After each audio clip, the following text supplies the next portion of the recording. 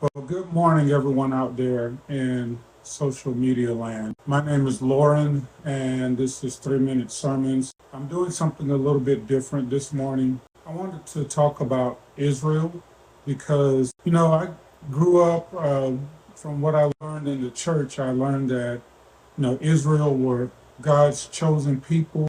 I learned that Israel is a nation that we should look up to, that they were God's chosen people, that they were special, that they loved God, that they were the pure way of following God. And I believed it. So I loved Israel. I supported everything that they did. Anyone who was an enemy of Israel was an enemy of mine because that's what I was taught. I was taught that, if you support Israel, that you're going to be blessed. And not the nation of Israel, let me say that. If you support the nation of Israel, you will be blessed. And I really did believe that, and I supported them for many years. But at some point, my eyes were open. I think it started when I did a little search on how the nation of Israel was formed, and I found out that the Rothschilds had something to do with it. And I was like, what? Because I've always thought that the Rothschilds were involved with a lot of satanic things. Research is good. It's good to research what you believe because you want to make sure that the things that you believe are grounded. So I did a little research on this whole Rothschild situation, and I found out that the Rothschilds actually did have a hand in a big hand, actually a large hand, in establishing the nation of Israel. So that kind of started me on my journey to figure out what the nation of Israel really is. There's this public letter called the Balfour Declaration, where a representative from England, I think, who was helping to form the nation of Israel, he wrote this letter to Lord Rothschild talking about how, their goals of establishing a nation for Israel can be accomplished.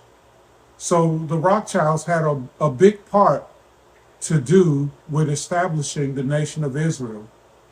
And that should be a red flag because if you think that the Rothschilds, Satan worshipers or satanic or pagan idol worshipers or whatever, if you think that that family is, pretty much an evil family, then why would they be instrumental in establishing the nation of Israel? So that helped me to dig a little bit deeper. And again, you can look all of this up. It's all public information. There's this guy who was the biggest proponent of establishing Israel as a nation. His name was Theodore Herzl, and he was an atheist. Okay, do you guys hear me? He was an atheist. And at the time when Israel was established, the rabbis of that time, they didn't even want the nation to be established, most of them. They thought that the Messiah was going to be the ones who would bring them back into the land, and that until the Messiah comes, that it is forbidden for them to be in the land. But Theodore Herzl, due to the persecution of the Jewish people, he said, no, I'm not going to wait for your little Messiah to bring y'all back to the land. We need to establish a safe haven for the Jewish people right now. We don't need to wait for Messiah. I don't care what you think that God is telling you. I don't care what the scripture says or anything like that. In fact, we're not even going to establish Israel as a religious state. We're going to establish it as a non-religious state. So the main thing for Theodore Herzl was to just find a safe haven for the Jewish people where they can have their own land and not be persecuted. And really, they weren't even focused on the land that they're in right now, where Jerusalem is. They just wanted any land where they could establish themselves and be safe, and that's understandable. I think they also considered Uganda and a few other places as far as where they could go. But at the end, they realized that Israel would be the best place for them to go, where Israel is today, in Jerusalem and the surrounding area.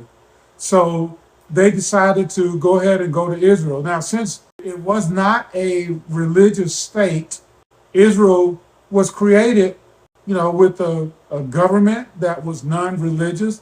And, the interesting thing is the whole time that I was taught to love Israel because they are God's chosen people, I was thinking that they were following the book. I was thinking that they were people of the book. So yes, I will support these people of the book. Well, through my research, I learned that really they're not people of the book at all.